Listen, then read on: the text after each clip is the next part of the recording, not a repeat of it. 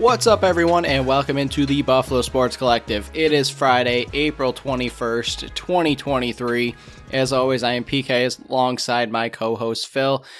Phil, last week I forgot to do my PK's Hot Corner, so I'm coming in hot right now.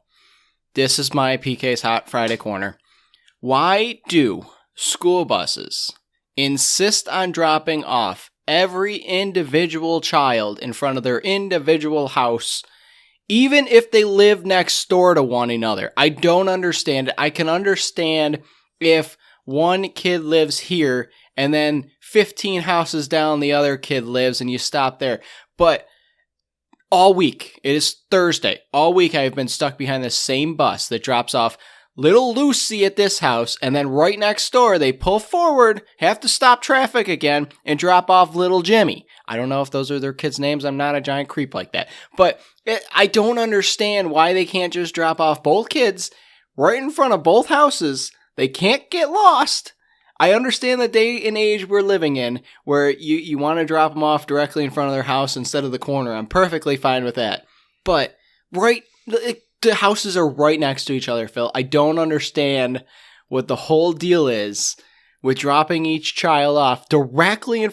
God forbid the child has to walk an extra 20 feet. It's mind-blowing. It takes an extra 10 minutes to get home every day. I'm exaggerating a tad bit, but something's got to change. You got to stop coddling the childs as much as you are. I mean, when I was growing up, I had two neighbors that went to the same school as me. So we would all gather at one house and be picked up from there and dropped off from there. And if we're being honest, in today's day and age, I believe in my neighborhood, it is a single corner drop off. Because I see children walking to their houses on my street all the time, like walking even pretty far. I mean, my street's not gigantic, but it's a big enough little block here, and I'm pretty sure it's just a corner drop off. Like 10 kids get out and everybody scampers to their own homes. So I think in my neighborhood we do a single corner drop and a bunch of people get off. Okay, I thought I was being a little, I thought I was being conservative just by saying, just one house. One house. It's drop them off at the corner and speed off. What the heck is going on here? It's mind-blowing, Phil, and I don't like it. And it's not just like it takes time. That's perfectly fine. I'm in the opinion that I always want to be moving, even if it takes a bit longer. It's the constant stop and start and stop and start and stop and start. Just let me go around you. If you're going to do it, just pull to the side, let traffic go, and then stop traffic the next time. It's just there's a buildup of cars, and the bus never lets anybody around them ever. Yeah, I have seen that happen plenty of times too, where like a bus driver realizes there's a big pile up. Like usually if it's one or two, they'll keep doing their thing, but usually once it gets a little bit longer, or they know their route, they know that they have a little bit of a gap or something in between a few kids, so they will pull off to the side and let everybody go around. I've seen that plenty of times. So maybe you just got a bad system over there. It's possible. I mean, it's not like they don't know their routes. It's April. They've been doing it since September. It's my hot corner. It's the hottest corner I've had in a while, Phil. I hope the bus driver listens to the show and now goes extra slow and just really, really takes it down on you. Oh, I'm sure it will. So if you want to stick with us, even though I just ranted for the last 5 minutes to start the show, you can follow us on Facebook and Instagram at Buffalo Sports Collective and on Twitter at Buffalo Sports Co. Don't forget to subscribe to our channel wherever you listen to podcasts. Check out our website at buffalosportscollective.com and check for the time breakdowns in the description of the show. This first segment's probably going to go really quick, Phil, and that's about how it's going to be a boring segment, and that's about as boring as the game was. Tuesday's game rained out. Shocker. Spring stinks. Doubleheader on Thursday. We won't be able to cover either of those games because they're currently in the middle of getting smashed 10-0. Wednesday. It didn't get any better, which, I mean, I guess it didn't get any better Thursday as it was Wednesday. They lost 1-0. Yeah, 1-0. What happened to the offensive firepower? Apparently they can only do it on the road. Lawrence went 6 innings pitch. I'm butchering this word already. He pitched 6 innings, allowing 1 run, 5 hits, 1 walk, and 10 strikeouts. The team in total had 3 hits, No hits past the 5th inning, and this was a 9-inning game. They were 0 for 6 with runners in scoring position. Their record is 6-9.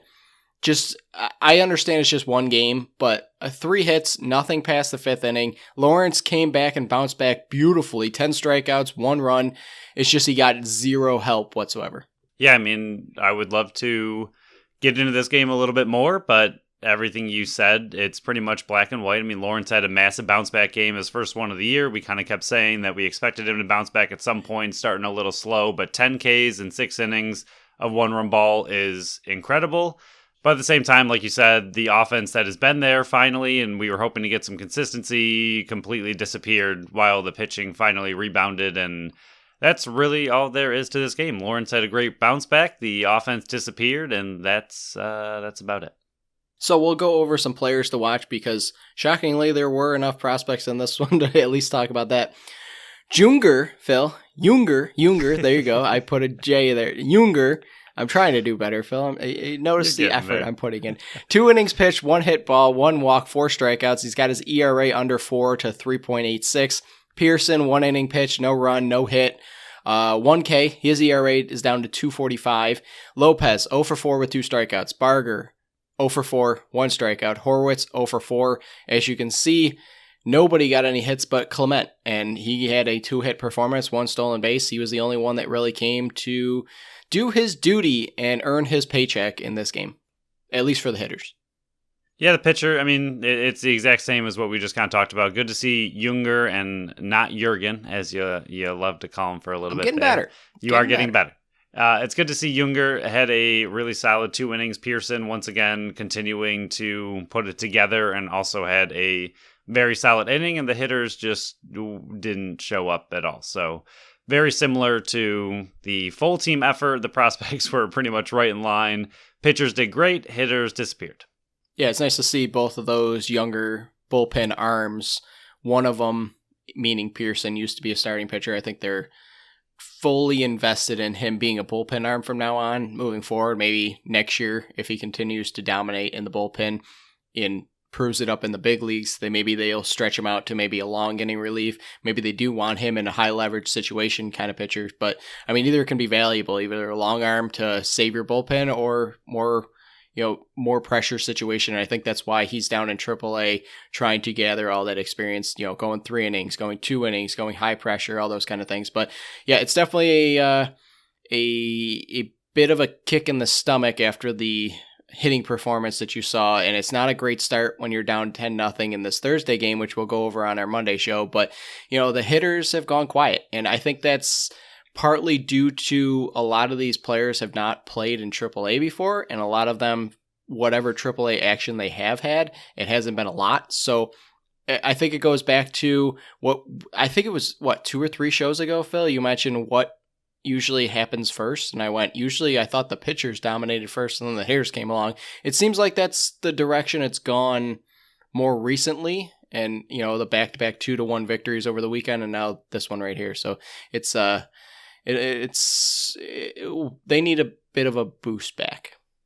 But we'll go over our BSC update, Phil, and congrats to me. I'm up over the 300 mark. I am up 2346.55 to 2040.02.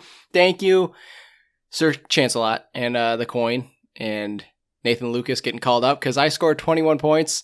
He had 15 of it, and you scored 1.5. Yeah, pretty embarrassing and depressing about that coin. Yeah, well, I'm not expecting to win any more coin flips moving forward. I mean, you still got your one in our draft the other day that isn't out yet. Spoiler alert. Yeah. You did win once again. And we're starting to realize that maybe it's a Tails-only website. We don't know. I flipped it again randomly after, and it was Tails again.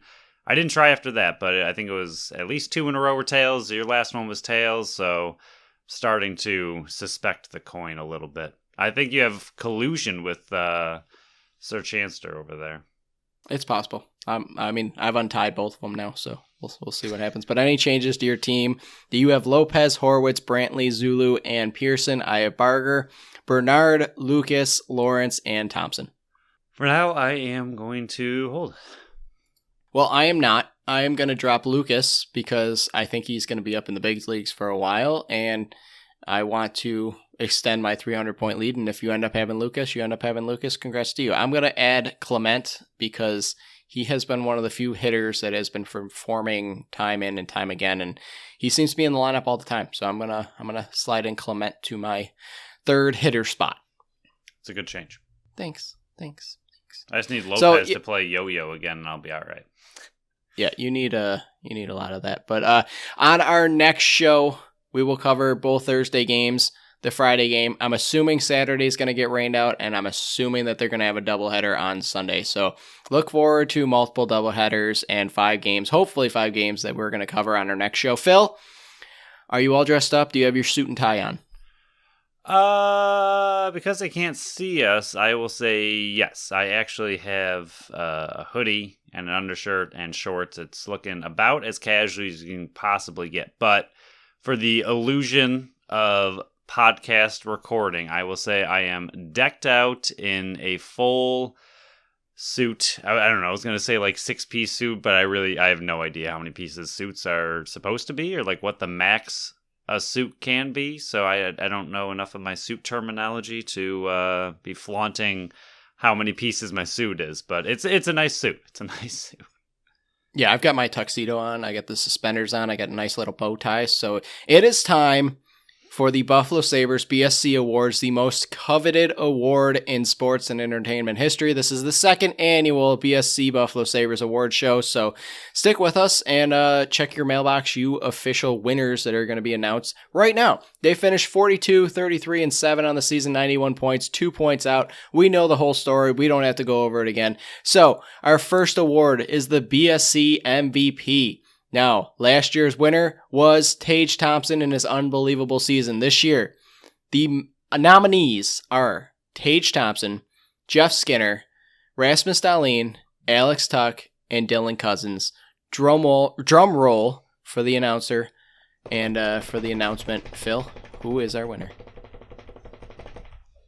Tage Thompson. Spoiler alert, it is Tage Thompson. 47-47 for 94. He was a +4. He led the team in goals and points. Last year, we didn't know what was going to come in. I think in the offseason, we both went, and I think you were asking me, or maybe I was asking you. I proposed different questions. Yeah, higher lows, pull right? Those back up, honestly. We probably could. I could probably pull those up maybe later on. I don't know where they would be right next now. Episode. We can do it as a separate episode, just a quick. Yeah, we'll do a separate episode and compare on what we did. And yeah, that's a good idea. Future issues and future ideas. But yeah, last year, 30. Mark it down. Yeah, mark it down. 38 goals, 30 assists, 68 points, -17. And I went, if he goes like, I would like to see more assists from a top line centerman. And he fulfilled that. And then he also fulfilled 9 more goals. And I think he was in the top 16 in scoring as well. Just an unbelievable season. Yes, he did get hurt down the stretch, so you didn't see him get that 100-point season that we were kind of hoping for. But, I mean, how can you complain with a guy that big that can stick handle that well? Yeah, that is the only, I don't want to call it downside, disappointment of his season. Is that he did get injured, and, that's going to be a negative red flag for him because I'm upset about it because I wanted to see the 100 points. I absolutely think he could have gone 50 for 50. I don't even think it really would have been too much of a struggle asking that. I mean, even playing injured, he was still able to put up some points toward the end of the season while the team was trying to make their last-second run. So even while injured, he was still doing his best, but I think if he played a full, healthy season, he would have had probably 100, if not more, and probably could have at least broken 50 in one of the categories, if not both.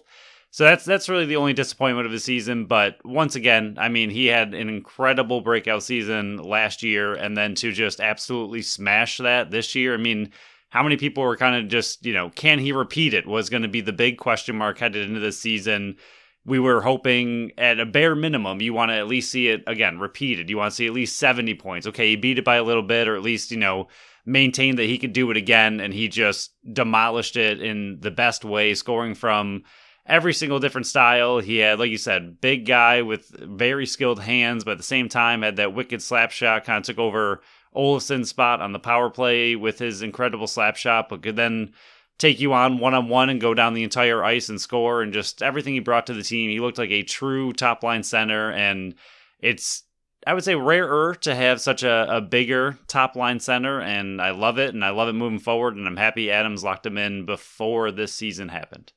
Yeah, I was going to say he's not even on his long-term deal, $7 million, $7.14 million. He's still making his putrid little 1 point some odd million. But even that, congrats. even like looking at that, it's like right? $7 million for a realistically 100-point player. That's such a ridiculous bargain. Yeah, I mean, we were talking in the offseason about that. We talked about the Dylan Cousins deal. We talked about the Matthias Samuelsson deal, and I think that's what we were saying is they're worth the gamble because if they pan out to be as good as you're hoping for, it's going to be steals of deals. And if he would have signed this offseason going into his RFA year, probably he would be making $10, $11 million. Yeah. You got him at 7 for 7 more years. Which is like I said, that hasn't even kicked in yet. Ridiculous. But congratulations to our back-to-back champion, BSC MVP, Tage Thompson. Your trophy is in the mail. So, Phil, our next award is called Mr. D. It goes to the top defenseman. Last year's winner, Rasmus Dahlin. This year's nominees, there's 3 of them. Owen Power, Matthias Samuelsson, and Rasmus Dahlin. Drum roll, please, Phil. The winner. I hope that comes over. I don't know if it is, but the winner is Rasmus Dahlin. I don't think there was too much anticipation for this one. It is pretty straightforward. He's absolutely incredible. He's turning into quite a leader on the team. Samuelsson, you could absolutely tell what he means to the team when he was out. The team struggled, so that is just a huge bonus to him. I mean, that's one of the reasons he's on here. And honestly, even seeing Owen Power on this list, I know a lot of defensemen struggled, but given his first full season as a rookie, I think he played really, really well for what we were expecting. I mean, he's, again, that first overall pick. You have high expectations for him, but he's still incredibly young, and I think he played very well. He played very mature, and I cannot wait to see Owen Power grow up. But Rasmus Dahlin is just in his own world of being absolutely incredible, and he had one heck of a season. Yeah, another career season, 15, 58, and 73 with a plus 12. Last year, he was 13, 40, and 53. So just assists alone, he beat last year's point total. He was minus 22 last year. First year in the plus minus positive. He led the team in the assist. He just took his game to another level. And I know defensemen usually more unlock their skills in the 23, 24, 25 years. They usually unlock it a bit later than the forwards do. Just, they get defensive responsibilities. Rasmus Dahlin is going to be a 100-point producer in this league from the defensive position. I know this offseason, Kevin Adams mentioned it. They want to lock him and Owen Power up to an extension. I believe they can do that July 1st is when they can start talking about that. He's making $6 million this year. He just made $6 million. He's making it next year as well. I think he's going to come in higher than Tage Thompson, and I think he's going to deserve it, and I think it's going to be, 10 figures? I think it's going to be a 10-figure a year deal. I hope for the team's sake, and I just kind of, I don't know, it's always a tough thing in sports where you want to be, as a player, you want to be greedy, but at the same time, you want to leave your team some room to win, but at the same time, you're trying to set yourself up for literally your future, your life, your everything. This is what you're doing as your career, so I feel like it's a very conflicting balance for players like most of the ones I would say on the Sabres. It's a very team-oriented team. They're obviously going to try to take care of themselves, but at the same time, I don't think any of them are going to be, I don't even know what to, not like I was say rude, but I guess demanding in negotiations. I don't see any of them ever really like sitting out or expecting a way overpayment, I guess. So I think if he's looking at something that's really good for him, but at the same time good for the team, I could see exactly what you're saying. I think he'll hit double digits. I think it'd be interesting to see if he'll sit right around 10 just to kind of be on the team friendly side of things, or if he will push it a little bit, but I could see him around anywhere in between 10 and 11. I don't think he'd go higher than 11, but I could see him like 10-5, I think would be realistic, and I also think would be very fair for everything he's already done. I mean, as a defender, 73 points, plus 12, easily your number one defender on the team, one of the best in the entire league. I mean, there's just not too much more you can ask of the guy. And like you said, he's still very young as well. Yeah, I always fight for the players to get as much as you can because you're only in the sport for a limited amount of time, and you're the reason that you put butts in the seats. But I'll put my GM hat on. Keisters. Yeah, Keisters, sorry. The Keisters in the seats.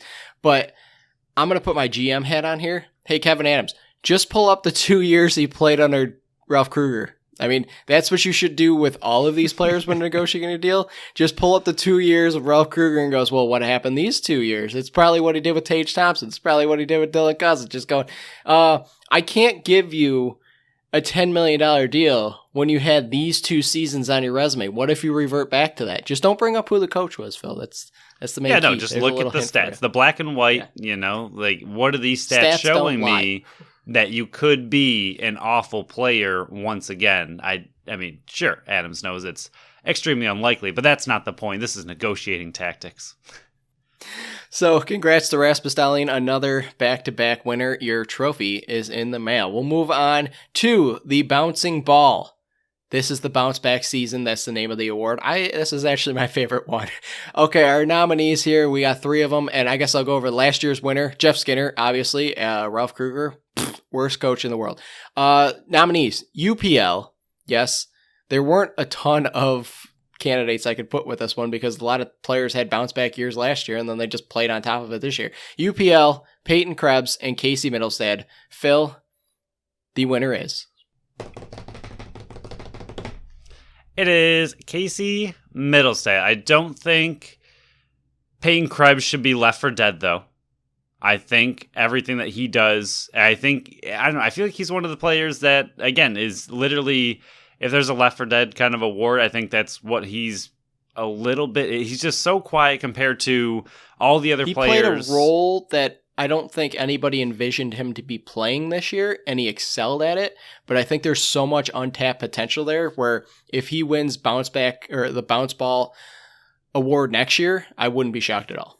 But he's also someone that, like, I like his role. I think he does an incredible job in this very strange, like you said, role that I don't think anybody ever really saw him in, predicted him in.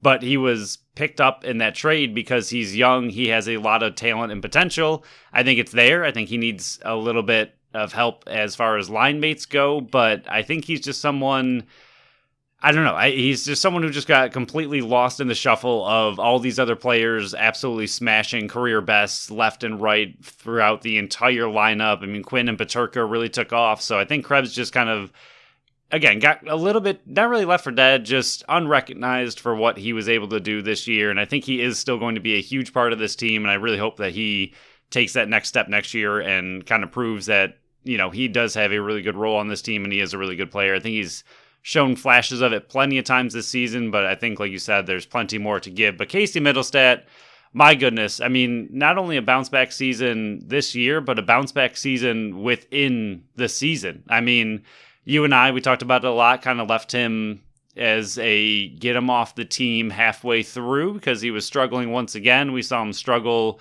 after a few good stretches the year before with his injury and everything. And we just, didn't know if he was going to be able to put it together. But my goodness, did he put it together at the end of the season. He's another one that we've been talking about who kind of is playing a different role than I think we initially envisioned for him. And he's a little bit more of the grinder on the top line, but absolutely still has the hands, the stick skills, the assist, the everything. I think he just really even proved it to himself down the stretch that he now has the confidence to play as a top line player. And when he was put in that situation, he did really, really well.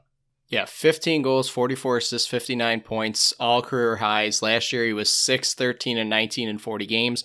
Remember, he was supposed to be the top-line centerman going into the season last year, and that's when he got hurt and Tage Thompson took that role and ran with. But career highs and everything, he was insane down the stretch. I said he was the second most important player down the stretch for this team. And Phil, the more important thing here is he must have listened to the show because last year he was the award winner for the Give Me More, and he definitely did that. I think he worked his way into being a future piece. Next year, he's going to be making 2.5 and then he's an RFA. If he keeps this up, that 2.5 is also going to be a steal of a deal, and I'll be very interested to see what this offseason holds. It sounded like he is in their plans, but there are other talks around the league and around other people that talk about this team that he could be used as trade bait for other pieces here. I personally, after the season I saw from him, I want to see it a bit more, and that's why I wouldn't move him this offseason. Yeah, I think, again, he's a player that, to me, just...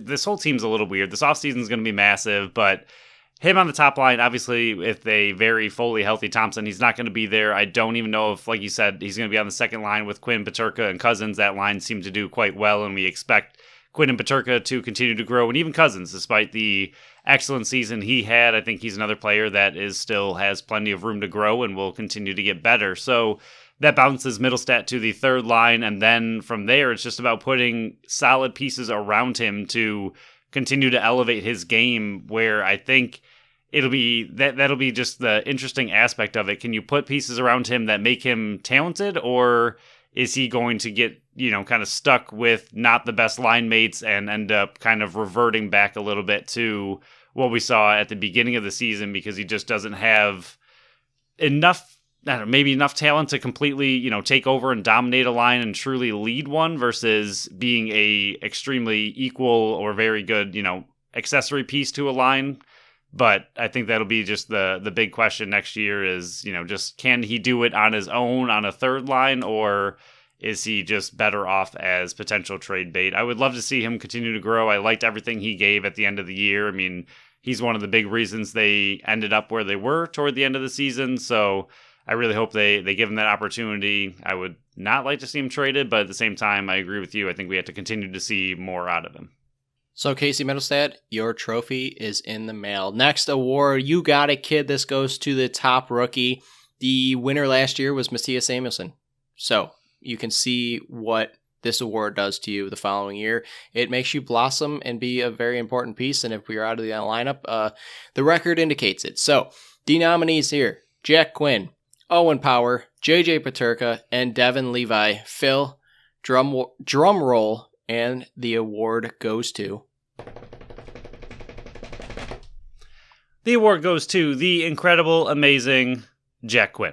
This list of players is honestly really, it's incredible. I mean, Owen Power, we talked about him a little bit early. He's an interesting one because I don't want to say you never, because he scored in a penalty shootout in his first one ever. He's 1 for 1.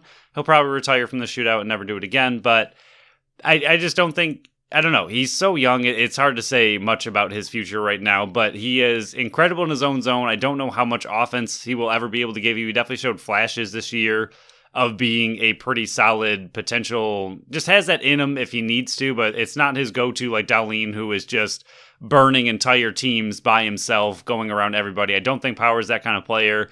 So you're not going to see the flashy stats that Dahlin has, but Power is still an absolutely incredible defenseman. He's very young, like we keep talking about him. This whole list is extremely young. And I think he has a lot to offer. Peterka had a very up and down rookie year, but again, it was a rookie season. I think he showed plenty of potential in his first ever season with the Buffalo Sabres. I think Quinn had the better season of the two, but Peterka definitely showed plenty of flashes. I think he has to continue to develop, but he still looked really good. And Levi, for this kind of award, just didn't play enough, but I could not be more excited about a player. I don't think, I'd like to say ever, but I've had a lot of goalies that I've loved quite a bit, so I don't know if ever is really the term I want to go with, but it might be that high. But Jack Quinn, absolutely incredible season. You could see his confidence growing throughout the season. I mean, the way he was playing down the stretch and the moves he was making, again, the confidence growing, the stick skills were there, the speed was there. You can tell he's becoming a much more physical forward, which is just not really his MO, but something that Granato was challenging him to do, and I think he is doing a much better job of it, and he's going to be one heck of a forward. 14, 23, 37 seasons, so the numbers don't flash, but I've never seen a rookie get so unlucky and have so many potential goals just go astray. And he's a future 30-goal scorer. I wouldn't be shocked if he touched that number next year. I'm not calling for it.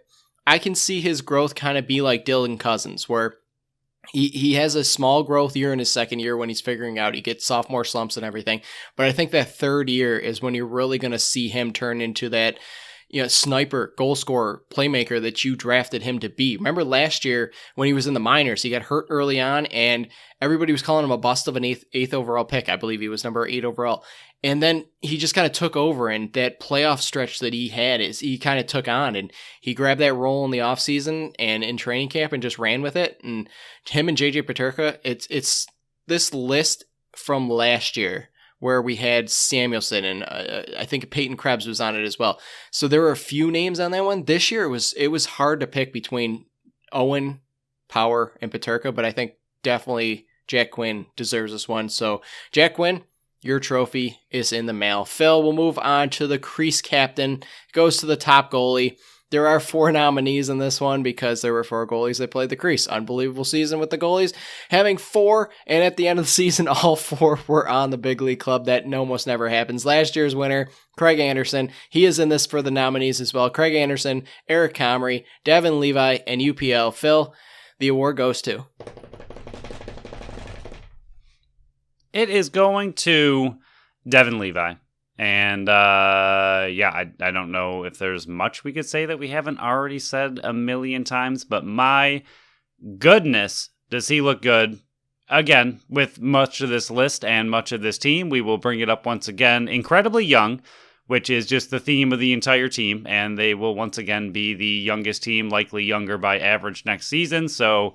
likely hearing it a lot next year as well. But Levi, especially for a goalie, just like Power, especially for a defenseman, just beyond young, I think would be the way to put it. I mean, a 21-year-old goalie, I'm not going to say it's unheard of, but it's not the most popular thing to have that young of a goalie really lead your team. And I know he only played 7 games, but he looked incredible doing it. The pressure of a late season playoff push for the first time in 12 years did not seem to faze him at all, going up against some of the best teams in the entire league, going into shootouts for the first time in his NHL career.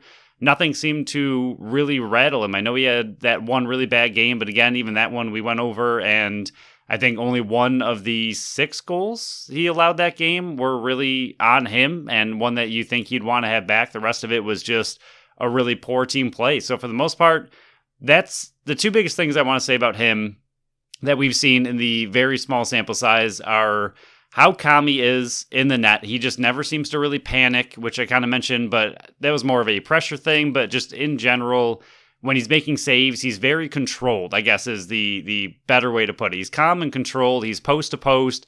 You don't see him get out of position all that often. He's just very composed in what he does. And the other thing is just how incredible of a player he really has already become at this age, and just I mean, 7 games in and he looks like he's going to be really good. Again, extremely small sample size, but hard not to be excited. Tell us how you really feel, Phil. He's the worst, and he's going to be a bust. I know he's only played in 7 games, like you said, but he was 5-2 down the stretch, 2.94 goals against, which still is too high, but it was the best on the team. He's 21 years old. 905 save percentage, that's going to increase. It's second best on the team. He was 6-8 in the shootouts. I mean, I think the reason that he won this, and this might get a lot of slack because he was only in for 7 of the 82 games, but the reason we gave him this award is because none of the other 3 took the crease and dominated and ran with it. Devin Levi came in the stretch where you don't rely on 21-year-olds that just signed a deal to take the crease in a team that's fighting for playoffs. I think that's the main reason we gave it to him, because he was the top reason that this team was in it to game 80 down the stretch. Not the whole season, but down the stretch when you needed to win those games, when they went 7-2-1 down the, it was 7-2-1 down the stretch. It might have been 9-2-1 down the stretch. I think it was actually 9-2-1 down the stretch. It's just, 9-2-1 down the stretch. I just looked at the number that I have right in front of me now, but it's. I think that's why he won this award. I think next year it's going to be his award. I think in 2 years it's going to be his award. I think until we stop recording this, it's going to be Devin Levi's award for the top goalie. So we might just have to name it the Devin Levi Award, and he's the only nominee and the only winner. But congrats, Devin Levi, crease captain. Trophy is in the mail. We'll move on. Before we move on from goalie, don't forget, I know 4 sounded like a lot, but the year before we had, 6 or 7? That is true.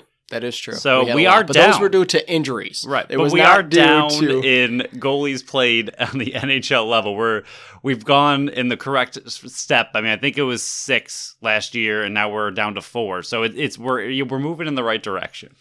Fingers crossed it's less next year as well. At least rostered wise at one time. That's 4 true. is too many. That's true. All right.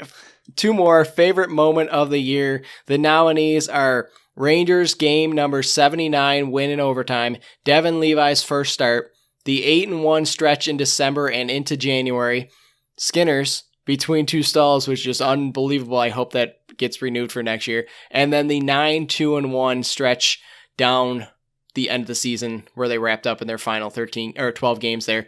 Phil, drum roll, and the winner is.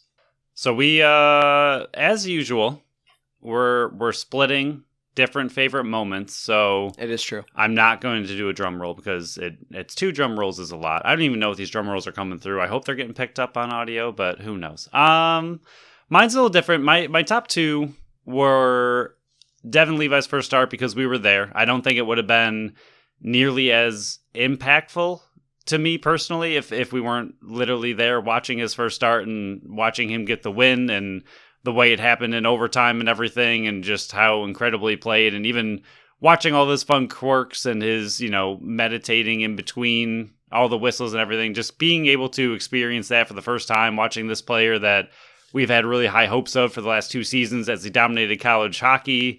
I think getting to watch him play at the NHL level for the first time ever was extremely cool and fun, and I was really happy to be there. And that and the 9-2-1 down the stretch, I mean, watching this team struggle at the end of the season, you and I don't want to say gave up because I don't think we ever officially did, but we were in pain a little bit, and we were watching them go down in flames as they were struggling and getting absolutely demolished, and we were like, just kind of finish the season strong. It's all we really wanted. We didn't want them to just go belly up and completely tank the end of their year, but then they came back through and missed playoffs by 2 points with an incredible 9-2-1 stretch with a lot of really fun games to watch, a lot of meaningful games, a lot of games like you mentioned that hurt a lot to watch as you watch them lose, big game here, big game there, and I don't know if we've really felt that emotion watching the Sabres for quite a long time. So for me, Devin Levi's first start is probably number 1, but that 9-2-1 stretch, just getting the excitement and the emotion of feeling what it's like to be that close to playoffs again, and hopefully we will continue to have that for a long time in the future. But first time, realistically, in a very, very long time that we've had those kind of emotions watching the Sabres, and it was a fun thing to be a part of. Yeah, those emotions are why I'm picking the Rangers game 79 in overtime. I knew you were going to pick Devin Levi's start. That's why I didn't pick it, because I knew you would talk about it. And it's easier if we talk about more moments. It just brings out the excitement that the season ended up being. But I got to go with the Rangers game 79 win in overtime for the exact reason that you were talking about, the emotion and the feeling of this team is in it again. I mean, I watched multiple games. I watched all 82 games this year, and as much as sometimes it was painful, it wasn't anywhere near like last year's pain where I just wanted the season to end until March hit. But I was actually standing up watching the game. It get to overtime. You were excited in overtime. Then the penalties the shootout started, and you were freaking out about that. That was the first time in like 12 years that I can remember of actually being that passionate about a team and a game that late into a season. It just felt real again. It felt like this team is alive again, and there was meaningful games to actually pay attention to and actually care about. And as much as the Devin Levi's being there, his first start means something, I felt that feeling before with Jack Eichel and Sam Reinhart coming into the building and Tage Thompson when he exploded and all that kind of stuff. I felt that before. I haven't felt that Rangers game in a long time, and that's why I had to give that one to our favorite moment for at least me. But Phil, these ones, we get to keep the trophy because it's our own favorite moment. So congrats to us. Our trophies are already with us, so congrats to us. But last award here. I know it's going a little bit long, but it's the last time we're going to be talking about the Sabres for a bit. Give me more. This is the player that you either want more from next year, you want back, you need something, you could take it in all different directions. Last year's winner was Casey Middlestad, and as you can see, what happened last year to him exploded this season. So, our nominees are UPL, Peyton Krebs, Jack Quinn, JJ Peterka, Owen Power, and Jordan Greenway. Phil, is this one, I didn't consult with you before, do you have a different winner for this one for yourself? I think for me, it's going to be every single name you put up there. That's perfect then.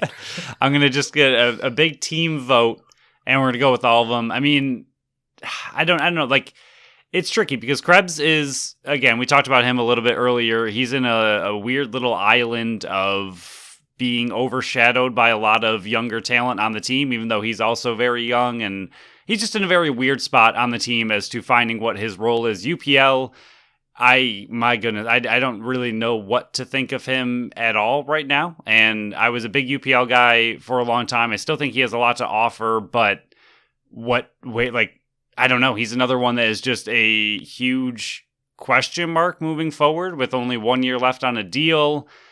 I mean, the Sabres seem to be all Levi and all in, so I have no idea what their plans are for UPL. So, like, asking more from him, do we really want more if Levi is the guy? So he's very confusing.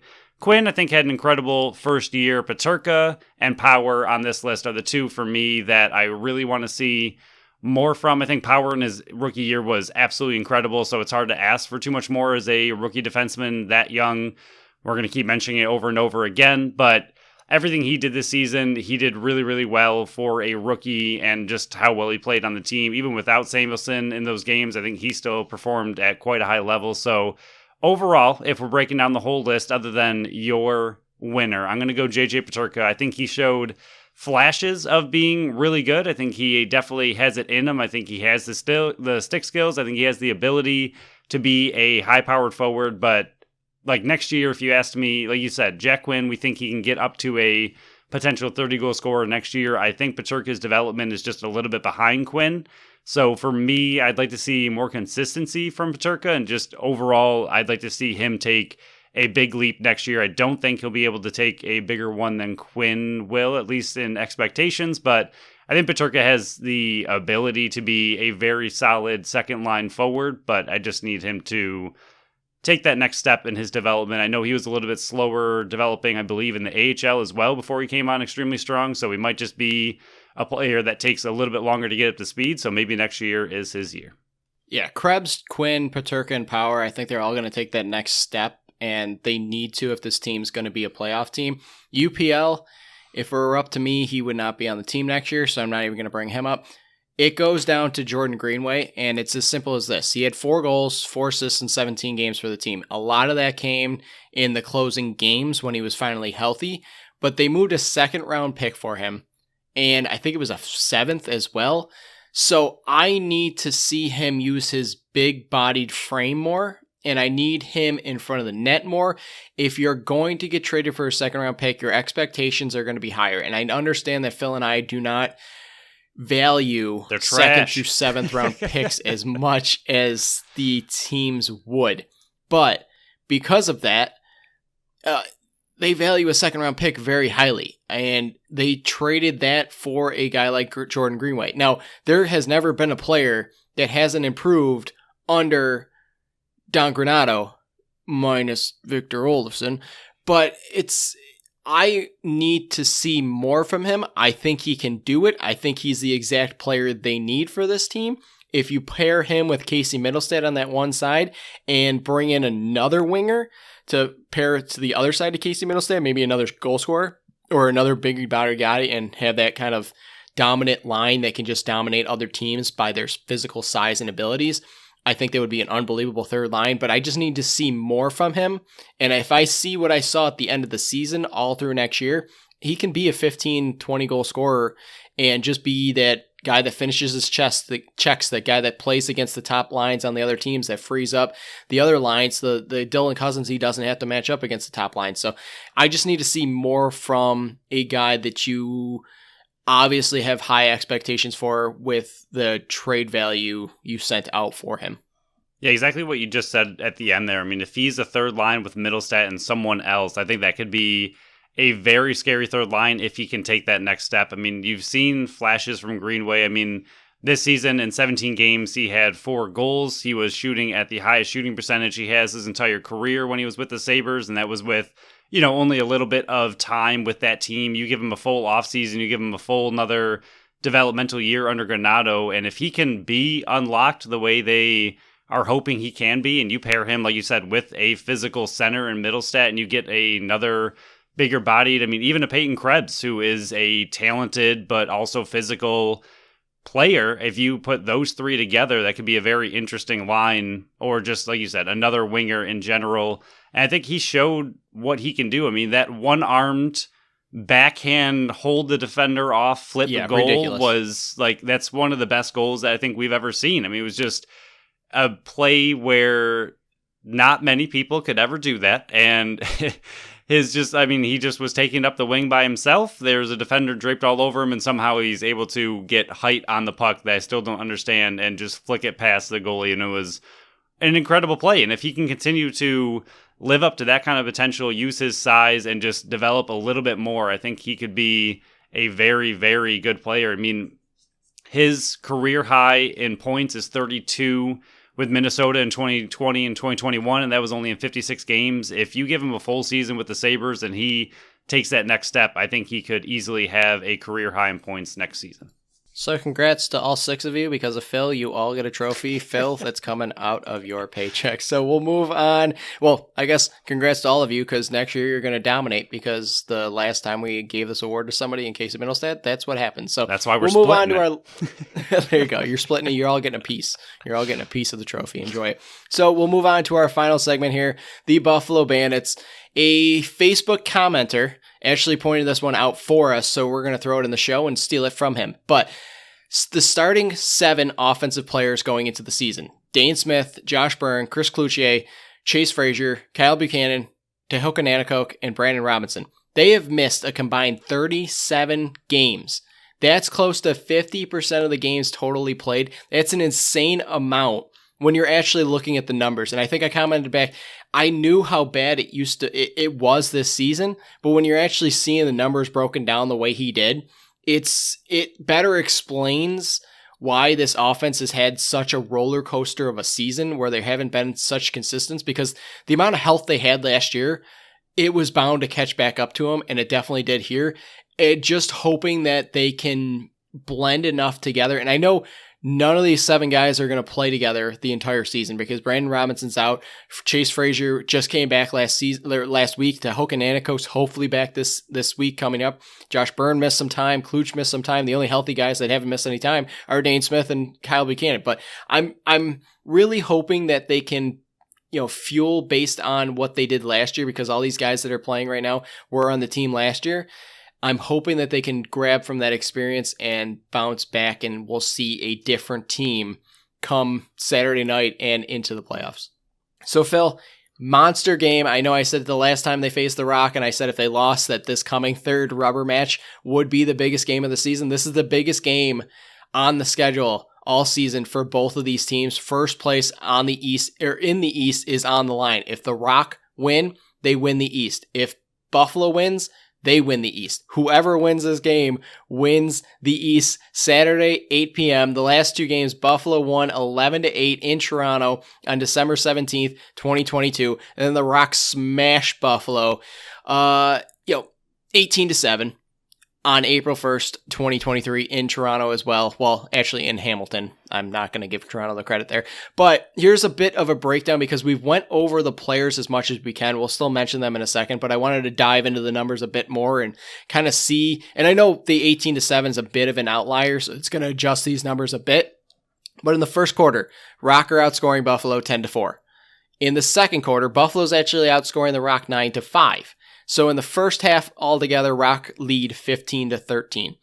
In the third quarter, the Rock are actually outscoring Buffalo 5-3, which is shocking because all season, for the most part, besides this small little bad stretch of offense, they were dominating in the third, 5-3.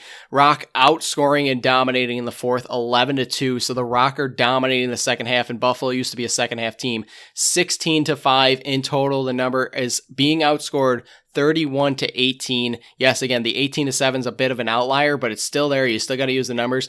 The biggest thing that stands out to me there is the Rock dominating the second half of a team that used to be a second half team in the Buffalo Bandits. Yeah, I mean, I'd like to take it a slightly different way. Okay. And that is mainly the second half. I do agree, especially that fourth quarter, 11-2. Again, like you said, the outlier game kind of throws some of this off. I mean, the Bandits just, I mean, you don't want to say they gave up, but it looked like they pretty much gave up in the last game toward the fourth, so it's kind of hard. But like even you said, the 5-3 in the third, but also one of the biggest issues the Bandits have had all season. I mean, I know what you're saying in the third, that the Bandits usually dominate, and even the second half, it's a big second half team by Buffalo, so it's weird to see them not dominating the second half. But the first quarter's been their absolute kryptonite all season. It even against basic teams, they really don't seem to get off to a strong start ever. And this game, especially to me, is the game to come off hot. I mean, if the Rock get ahead of you, they have a good chance to stay ahead. They have the defense to stay ahead. They have the offense to keep up with you. So this is a massive game to me where the first quarter, I'm not going to say it's the end-all be-all if the Bandits get down, but it's something that the Bandits have struggled with all year. I mean, you're at home. It's a massive game. You know what the game means. You know what's on the line. So for once, I'd like to see them come out of the first quarter ahead. I know it's happened a few times this season. It's not, never, but it's something that they've struggled with a lot, is coming out hot. And they've, how many second half comebacks have they had because they have a rough first quarter and a rough second quarter, and they usually go into half down. Usually it's not by much, but they usually go into the first half losing and then come out and have a monster second half and take the game. But in this one especially, I mean, you see the Rock scoring 10 in the first and Buffalo only scoring 4. I don't remember the exact score after the first of the last game, but it was miserable right away. I believe it was 6. It was 7-1. 7? Yeah, exactly. So that's what I'm talking about. I mean, if you have that, I mean, my goodness, if you repeat that, you're screwed. But if you have anything remotely like that, if you allow the Rock to come out and even be up 4-1, 3-1, I mean, 3-1's not terrible, but anything 4-1 and up, if you are losing the first quarter by 3, you have already dug yourself a massive hole against a very good defense, a very good goalie, one that is simply very hard to come back against. So to me, I know the second half looks kind of miserable. As far as, like you said, the Bandits are a big second half team, so it is a surprise that the Rock have kind of owned Buffalo in the second half this season. But I think for this game specifically, that first quarter is going to set the tone for the rest of the game, and you do not want to start by digging yourself a massive hole again. I mean, 7-1, you're just not coming back from that, and if anything even remotely like that happens again, you're in a lot of trouble. What if I were to tell you their second quarter has actually been worse than their first quarter? It's even more depressing, but again, an outlier for the Toronto Rock and Buffalo series. Buffalo is winning that 9-5, so that makes me feel a little bit better that they apparently come out in the second quarter and do very well. But yeah, I thought their entire first half it's been so strange this whole season. Like at some point, you think that this kind of team would turn it on in the first half and really come out strong once or twice and really just have a solid halftime lead. I know they had it once, and then we watched it disappear, and I believe they won that one in overtime, and we said, okay, never again can you be ahead at half, because clearly that's not how you play well. But, I mean, they're just not a strong starting team, and it's just weird knowing what they are. But, clearly their halftime adjustments are incredible. They make them look really good, and they usually have a big second half. But, yeah, the first quarter and second quarter this whole season have been rough. Yeah, in the first quarter, they're averaging 2.31 goals, and in the second, they're averaging 3.19. For the opponents, they're giving up, the opponents are averaging 2.38 in the first quarter, and they're averaging 3.5 in the second. So they're averaging about 0.33 less goals per half. And then the second half, they're averaging more than a goal, 0.19. in the second half. So definitely they've been a second half team. And like you said, the numbers are a bit weird when you're looking at these two matchups. But again, that's a big outlier for that one game. So we'll go a little bit deeper into these stats. In these two series, Buffalo has had 100 shots. Rock have had 112. Faceoffs 19-33 in favor of the Rock. Power play. This is another big area of concern for the Buffalo Bandits. They need to keep it in check. Buffalo is 4 for 9 on the power play. Rock are 5 for 13. We'll go a little bit deeper and then we can cover these. Nanakoke in these two games, 3-1-4. Kluch 4-2-6. Weiss 2 assists, 12 loose balls. Byrne 4-4-8. Priolo 2 assists, 17 loose balls. Buchanan 2-4-6. Smith 2-9-11. Vince 71 saves. And then for the Rock, Mans 5 assists. Erlin 28 loose balls, 2 caused turnovers. Mitch DeSnew 12 loose balls, 2 caused turnovers. That was in one game. Corey Small, he's been killing them. 8-8-16, 24 shots. Cree 2 assists, 17 loose balls, 4 caused turnovers. Rogers 2-5-7, 13 loose balls, 2 caused turnovers. Craig 5-6-11 on 17 shots. Schreiber 7-7-14, 23 shots. And then Rose has made 79 saves. The biggest thing that stands out in all those numbers is the caused turnovers for me, based on the Buffalo Bandits have done a much better job at causing turnovers this year. Remember, towards the end of last year, we were saying caused turnovers seem to be more important than loose balls. And, the numbers indicate that the Toronto Rock are getting the best of the Buffalo Bandits in that category. I do have something else I'd like to point out, but I will wait until we discuss caused turnovers. Yeah, and that is a massive category. Like we said, it's one of the adapting categories to be arguably the best in, one of the bigger defining factors from a defense is the caused turnovers. They directly lead to a possession for your team and directly stop the offensive possession for the other team. So, hey, makes sense that it is a pretty big deal. I mean, I know loose balls would seem pretty similar, but loose balls just aren't. They just don't seem to add up quite the way that these stats show. And I mean, a team can absolutely dominate loose balls in the category and still lose the game. Still, with face-offs as well, I think there was a few times this year that you mentioned one of the teams won like 1 or 2 face-offs the entire game out of, 20 plus face-offs, and the team that won all the face-offs ends up losing the game. So those two stats seem to be kind of fading a little bit. Caused turnovers seem to be massive, especially just in critical situations. And like you said, the Rock are by far one of the best teams at caused turnovers and just team defense in general. But it's interesting to see the Bandits doing a much better job on defense and at the same time not doing all that well against Toronto. And I think what we saw last game for Toronto was an extremely fast, high offensive system that was moving very quick, a lot of quick passes. I think they just kept the Bandits really off their game. And it'll be interesting to see, for me, more than anything, I think, mainly because I think you and I have had some questions about it recently, would be what the defensive roster is going to look like for this game. Who's going to be in, who's going to be out, who are the healthy scratches going to be. I think it's going to be interesting to see what that looks like and how it performs. Yeah, and I just got a couple more numbers and then we can go over the forwards. And I know everybody's going, God, more numbers, but I'm a numbers guy. And I want to pat myself on the back because I tried to warn everybody in this offseason that everybody calls me a Rock homer. When I was on Daily Dive, I felt kind of like a Rock homer as well. But the pieces that they got on the offensive end, adding a Corey Small when they sent out, who did they send out, Phil? Hellier. Yeah. Hellier and the other guy. The other guy that went to Vegas as well. I can't remember his name right now, but we like Reinhardt as well. There it is. Yeah, but both of those guys went out the door. You replaced them with Corey Small and Stephen Keogh, and both of them have been outstanding this year. 10 points by Corey Small last year. I tried to warn everybody in the offseason, whether you wanted to hear it or not, these stats will further prove it. Bandits, goals for 11.75, 7th in the league. Rock, this is why I was telling you the offense is better, and you got to fear them. 13.18, they're 2nd in the league. Goals against, Buffalo is 4th in the league at 10.69, but the Rock are best in the league at 9 goals allowed. Not only are they the best defensive team, but they're the 2nd best in goal scoring. This team that relied so heavily on the defense went out and found themselves some offensive players, and we'll go over the forwards here. Lefties, Dan Craig, Zach Mans, Corey Small. Right side, Stephen Keogh and Tom Schreiber are the leaders on that side. And then you even add Challen Rogers in there too. It's just the offensive firepower for this team as well backs up what the defense and Nick Rose does for this team. So before we move on to the offense, even though it is slightly offensive to mention, Vince with his 71 saves, Rose has 79.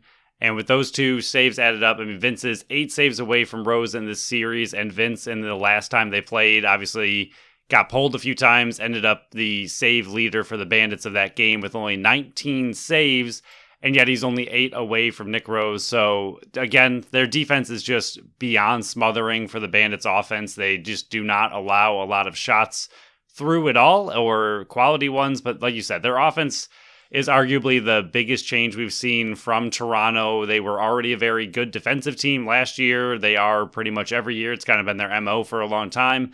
But the offense that they've had has not been incredible. It's been okay. It's been, it can absolutely win a game for you. I mean, they put up, 17 against the Bandits in that one playoff game that was just absolutely nuts, that made no sense at all. But, I mean, their team can score a lot last year, but now they've actually really put it together this year, and they can score from transition. They can score on their forwards. They have multiple players doing it, and their offense is pretty scary. Their defense is pretty scary, and the Bandits' offense is still a little bit in limbo and trying to figure things out very late in the season with the, just like you already mentioned, massive amounts of injuries they've had. And it's I don't know, it's scary. Yeah, it was 18-17, so you're right by that. But here's the last number I just noticed.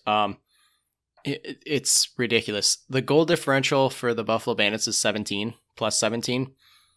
You want to take a wild guess without looking what the Toronto Rocks is? I believe I pointed this out recently to you. I think it is 71. Yeah, it's 71. That's ridiculous. Also, that's the exact opposite ungodly if you flip the Bandits. So. Yeah, sure, we'll do that. But I didn't notice that until just now. That's ridiculous. Oh, yes, holy cow! I think the biggest thing we all know that the Bandits have won plenty of overtime games, plenty of one-goal games. That's just kind of been the struggle they've had all season compared to last year, where their offense was ridiculous and was putting up just insane numbers. And their goal differential last year, I don't have it offhand, but it was much, much better. And like you said, that 17, even to me, for a team that's 12-4, I was like, wow, only 17. That doesn't sound great when you see Toronto at 71, but it's because the Bandits have won so many close games, and Toronto is just a little bit more dominating. By a little bit, I mean a lot more currently. Again, the Bandits have gone through a heck of a lot of injury trouble, so I'm not saying it's completely black and white, equal. You can just compare their seasons right next to each other, but what Toronto's doing right now, and that number of 71, I think it's by far the best in the league, and it's not even that close. So it's a big number. It was 62 they finished with, Phil, plus 62 last year. Yep. Yeah. See, that's a little bit more of the team we're used to.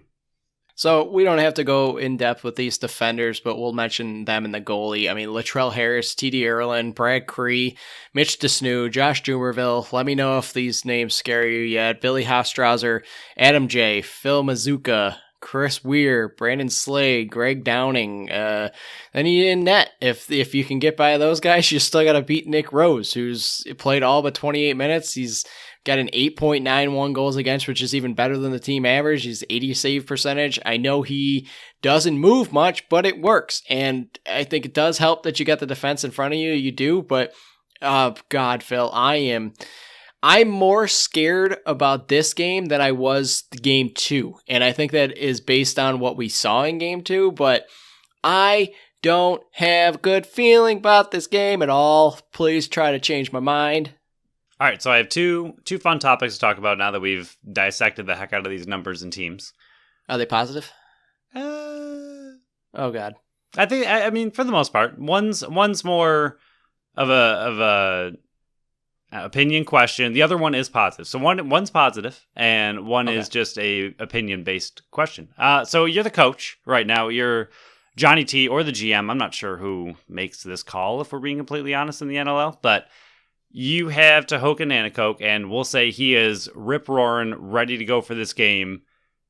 Massive game. He hasn't played in God knows how long.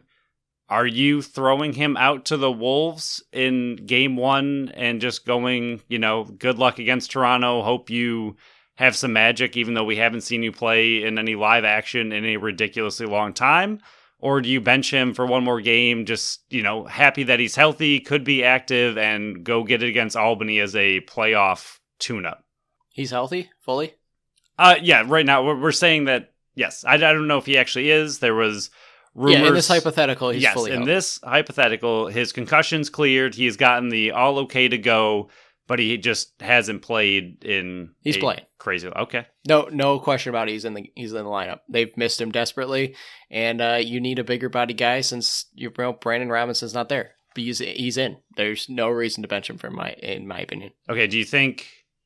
Well, no, that's not a fair question. Not a fair follow-up. So I'm going to skip it. Okay. Then the next question, which is the positive one.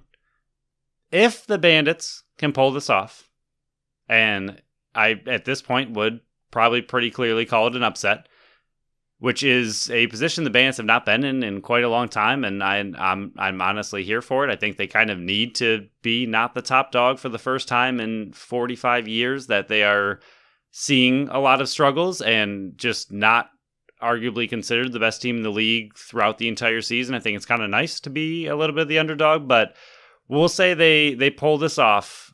Like, how does it change your confidence of the team going into playoffs, or are you just happy you escaped, but still a little worried about the entire team and just everything going on right now, and still that you have to get possibly through Toronto again, possibly in a 3-game set? I'll be confident for the first round of the playoffs because they'll have proved they can do it. We're talking that.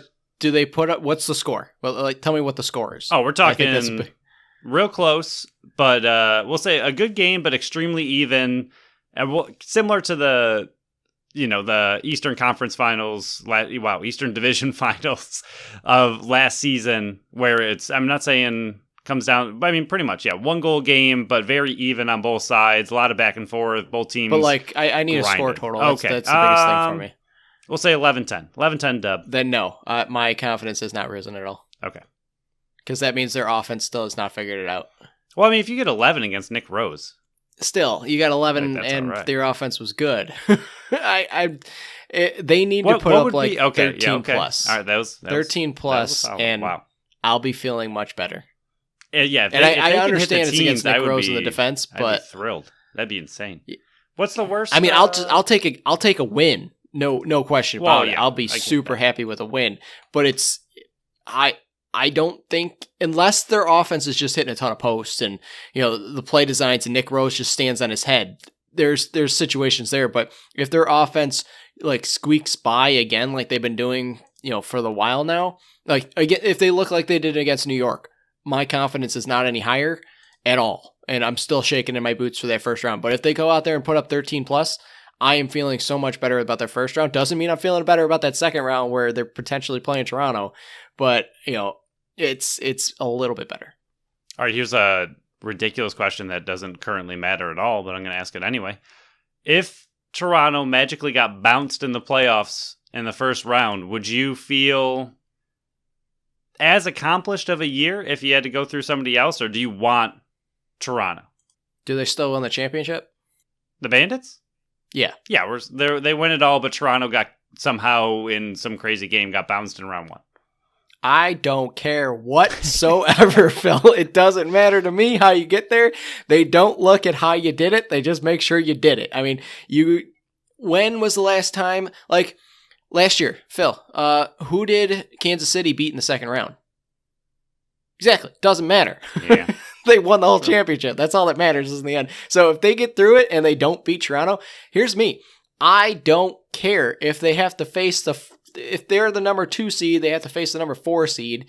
I don't care. It's just, they won the championship. If they have to face a 4 seed in the finals, I don't care. They won the championship. I don't care how they do it as long as they do it. That's very fair. But as far as Toronto goes, just to kind of circle this all back, then we can wrap up. They have allowed 14 goals twice this year. Once on February 4th to the New York Riptide as they won 22-14. That game got blown wide open.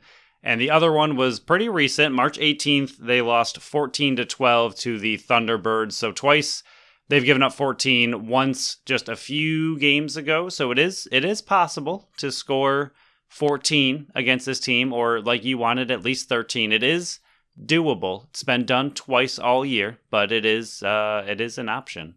See, that's what I need. Also, don't forget it's 8 p.m. game, everybody. 8 p.m. It is 8 p.m. I guess but get there it's better 6. To be 8 p.m. than 7. You would miss the first quarter. Yes. Phil, BSC changes. You got Smith, Nanico, Kluch, McKay, Spanger. I got Byrne, Frazier, Buchanan, Priolo, and Weiss. No. Perfect. Me either. So we'll move on to the very long, which I didn't think it was going to be this long. I thought it was going to be a shorter milestone segment. So buckle in. Quick nap. Josh Byrne, 4 assists away from 200 for his career. Doing so, he would pass Ryan Benesh for 5th place in Buffalo Bandits history and be just the 5th player to ever cross that mark for the team. Chris Cloutier is 2 assists away from 100 for his career. He averages 1.96 a game for his career. Dane Smith, 5 assists away from 600 for his career. Steve Perillo is 2 points away from 200 for his career. He would be just the 16th Bandit ever to record 200 points. And he averages, again, I did the same thing last week because I didn't edit it, and I just read it as word for word. Steve Perillo, 3 PIMs away from 500 for his career. He would be just the 9th player ever to reach that mark in NLL history. Chase Frazier, 10 assists away from 400 for his career. If Matt Vince plays on Saturday, he will move into a tie with Josh Sanderson for 6th place with 268 games played in the NLL history. That's incredible. That's a lot of games. Ian McKay, 6 loose balls away from 400 for his career. He averages 6.36 for his career.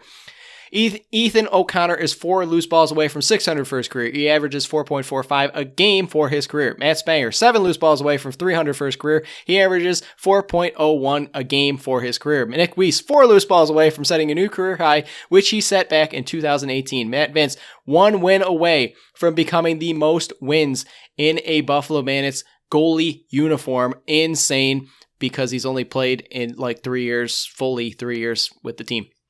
Okay, here comes the final fun segment. With 1 more goal, Josh Byrne will set a new career high in goals. He is tied for 19th in a single season for the Buffalo Bandits with 37 goals. With 1, he will move into a tie for 18th. With 2, move into a tie for 15th. With 4, move into a tie for 12th. And with 5, he will move into a tie for 10th. Steve Perillo, 63 PIMs this year. That's good for 4th most in a single Buffalo Bandits season. With 2, he will move into a tie with his previous high for 3rd place back in 2014. With 6, he will move into a tie for 2nd place with Francis, and with 8, he will pass Francis for the most in a single season for the Buffalo Bandits. Dane Smith is currently at 119 points. That is 3rd most in a single Buffalo Bandits season. It is also tied for 5th most in an NLL season. The record is 137. He needs to average 9.5 points in the next 2 games to break his own record. He is only 2 behind Jeff Teat as well. Dane Smith sits at 87 assists. The record is 94. He is 2nd most ever in an NLL season. He needs to average 4 in the next 2 games to break his own record from last year. Last one, Steve Perillo, 137 loose balls on the year.